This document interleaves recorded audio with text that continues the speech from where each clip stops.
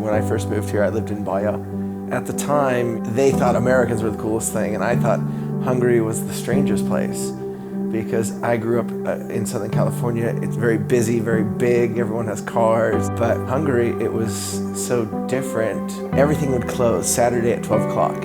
Like the city shut down until Monday morning at 6. And it was very like, okay, you're done, it's the weekend, go be with family, friends, whatever, there's no work.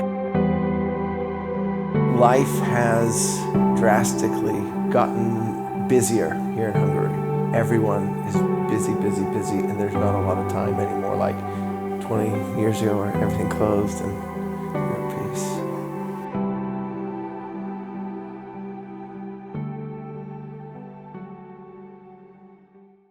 My name's Kyle Eckhart. This is my wife, Odi. I'm originally from Southern California, born and raised in Huntington Beach. I became a Christian when I was 16 and began attending Calvary Chapel Costa Mesa. My name is Odi, and I was born and raised here in Hungary, in a small town. I got saved when I was 12 in Calvary, in a town called Baja, which was one of the first Calvaries here in Hungary. Even though I speak Hungarian, our church is bilingual because Szeged is a university city. Any given Sunday, there's people from 8, 10 different countries represented at our church. And so that's kind of our flavor as a church in Szeged, because we, by the grace of God, have a good relationship with other churches. And whenever they get somebody who's a foreigner or a speaker of English, they say, yeah, go to Calvary. You know, they'll point people our way. I've taught through the Bible from Genesis to Revelation once so far. It took 14 years. Chapter 15 of Exodus. All right, we're in Leviticus, Numbers, Nehemiah, Proverbs, Luke chapter 17, Philippians, 1 Thessalonians, Hebrews, 2 Peter, Revelation chapter 3 this morning, which I'm proud of because it's all online, it's all free in Hungarian and in English, and we put it out because there's not a lot of really good Christian material in the Hungarian language. And I believe it's God's desire that we grow spiritually, that we don't just be people who take from the church, but people who give to the church. Hiszem azt, hogy Istennek az a vágya, hogy felnőjünk ilyen szellemi értelemben. I have a YouTube channel, and a couple weeks ago some women from a town about 20 miles away, they showed up at church on Sunday morning. They're like, yeah, we watched on YouTube and we just felt like coming, and we're like, cool. Over the 17 years, we've seen 2 guys who've gone out from our church and are now pastoring Calvaries here in Hungary.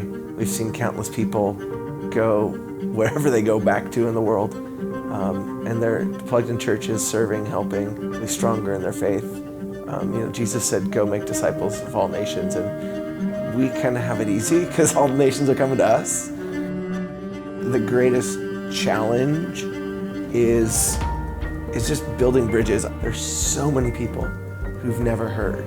Hungary has been removed from communism for 27 years now, but there was a whole generation that grew up not just not going to church, but it being forbidden. You know, you wouldn't talk about it. That generation has kids who've never heard of anything. They've never heard the gospel. They've never been to a church. Pastor Lloyd, he wrote a booklet after the Twin Tower attacks on 9/11. It was called Friendship Evangelism, Practical Evangelism, Patient Evangelism. So I'm old, I forget stuff. And it was about building bridges and friendships and contact. When Calvary started coming to this part of the world, you got a guy like Mark Nigro. He'd stand out with a guitar, they'd draw a crowd, and you could preach the gospel and people would be like, wow, yeah, sure, I'll accept Jesus. Now you can do it and nobody stops. Nobody cares. You can hand out leaflets, flyers. People just, they throw it in the trash. And so it's about daily meeting people, building bridges, and developing friendships just like Jesus did.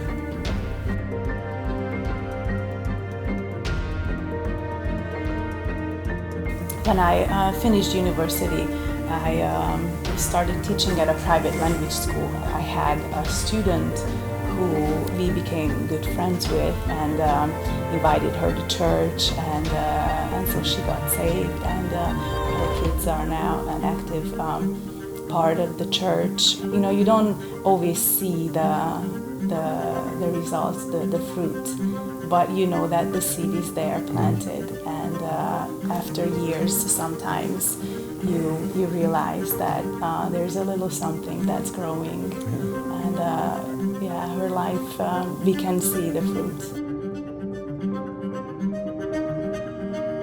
What's one of the ways that we can be praying for you? Maybe your own personal challenges in the ministry, things that we can be lifting up, or ways that we can be supporting you? We don't have a lot of time. As Odi said, she teaches at a primary school, and I teach conversational English lessons at a local bilingual high school. And because both of us work, and we've got 2 small kids, and I pastor the church, Odi is one of the worship leaders in our church, so she's busy as well with church stuff and worship practice and coordinating who, what, when, why. You know, just pray that we would have strength to do everything we need to do, and that we would organize our time well. You know, there's so many opportunities that we have, and I know everyone at my school where I teach, everyone knows I'm a pastor. I get so many opportunities with, you know, kids, and you know, they come to me with their problems. I mean, they won't go to the school counselor or whatever. They'll come to me because they know they can trust me and have good rapport with the kids. But yeah, sometimes it's difficult to find that balance, work, church, family, finding time for personal time with the Lord.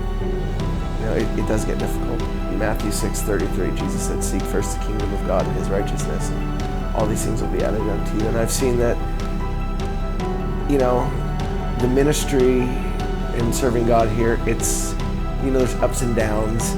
You have the high points, and I wish I could, you know, say how glorious it is all the time, and hundreds coming and thousands hearing. But sometimes it's been difficult, and I know that as I've just tried to be faithful and do what he's called me to do, he's taking care of everything. I mean, he's taking care of us. We've got a roof over our heads, food in the fridge, so, you know, 2 beautiful daughters, so we're good. When I heard, or when we heard that you are coming, I was really happy to be able to tell you that it's nice to know that you're thinking about us, or that you are here because you care more than just sending the support, but you want to know what's happening here with us, and I feel, you know, that I want to say thank you, that you're here, and that you want to know what is happening, and how you can help other than just, you know, sending the support. So I think you know, one of the best things that you back there, what you can do is, if you see this, you know, to really reach out and you know, this is showing us that you care, and it's so it's such a good thing, because we do, you know, we are here, but sometimes it's, as Kyle said too, it gets difficult and hard, and if there's no, you know, family to reach back to, no spiritual, you know, help even, it's nice to know that you can care and that you're here. My email's kyleodi, KYLEODI @gmail.com. I'm on Facebook, Twitter, Instagram, all that fun stuff. I try and stay connected that way.